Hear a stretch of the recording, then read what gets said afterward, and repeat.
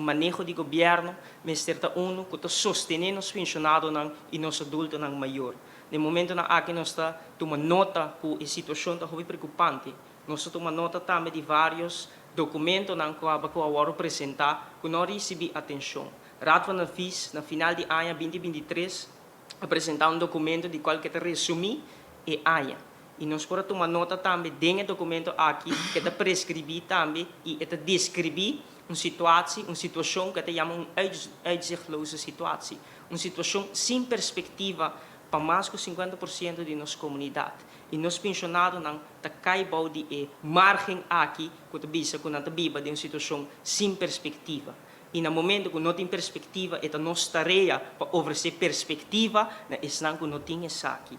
Esta guardo documentar dentro do rapporto de Raad van Advies, onde que não visa que a entrada não é suficiente, que o gasto de vida aumenta de maneira exorbitantemente. E essa aqui cria também pânico financeiro, se que estão a desenvolver nosso país, a contribuir no nosso país. E nós temos assim nos meses pergunta, como nos quer trata estão a contribuir no nosso país? Como nos quer trata estão com a carga do país aqui e tal estão pilar do desenvolvimento de nosso país. O pensionado e nosso adulto maior estão arriba na escola de qual nós está parar. E nós temos que reconhecer a posição aqui e dar um valor.